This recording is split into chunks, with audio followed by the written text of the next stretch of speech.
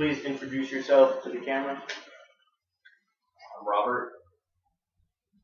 I'm Phyllis. I'm Wendy. I'm Eric. Alright, the speech today is going to be persuasive and it's going to be in regards to drinking and driving. Before we start the speech, I'm going to share a story. It's about my cousin. He was on his way home from work one day, and it was about 12:30, 1 o'clock. He was a fast food worker. He was coming home from work, stopped for gas, and on his way home, he had a green light and decided it was his turn to go and got T-boned by a drunk driver.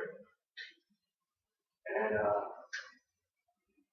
this drunk driver T-boned him. It was got out of the vehicle and the drunk driver tried to flee the scene.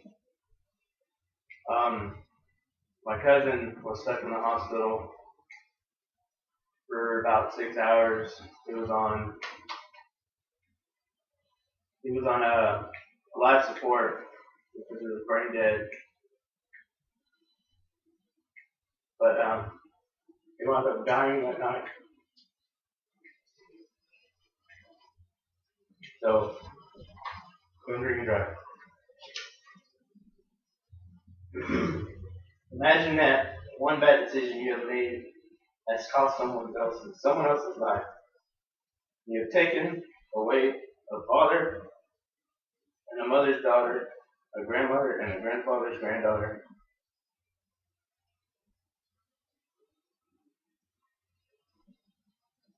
A brother, sister, or an aunt and uncle's niece. How would you feel? Unfortunately, I've been on the side of losing a very close family member because he was hit by a drunk driver. The state of Texas recorded more than 1,200 fatalities in the year 2012. 175 of those were caused by minors under the age of 21. Every day in America, another 28 people die as a result of drunk driving crashes.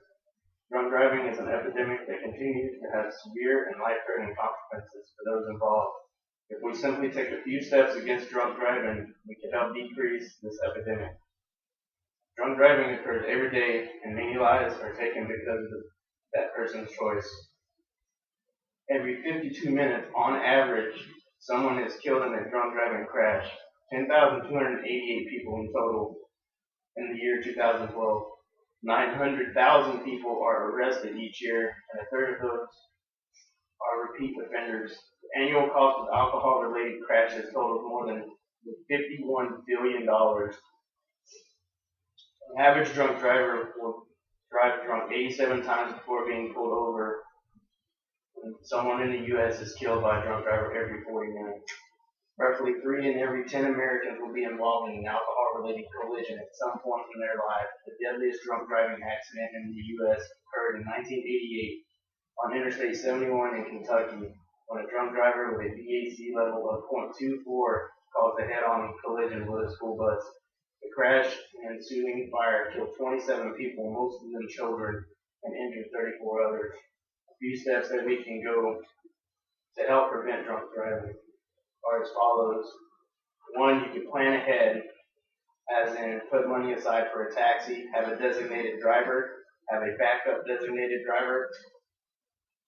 Step 2, you never let anyone drive drunk. Offer to drive them home after a party or so forth. Offer to give them a taxi, and stop being afraid to speak up. Step 3, if you make sure people are leaving with a sober driver, offer them to have a sober driver take them home. Offer for them to stay the night and take their keys.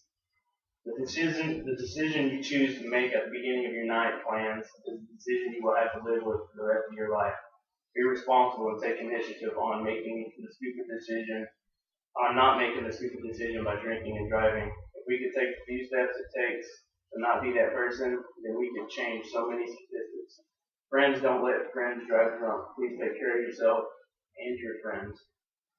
Here I have a visual aid of some statistics on crashes, injuries due to crashes, and fatal crashes.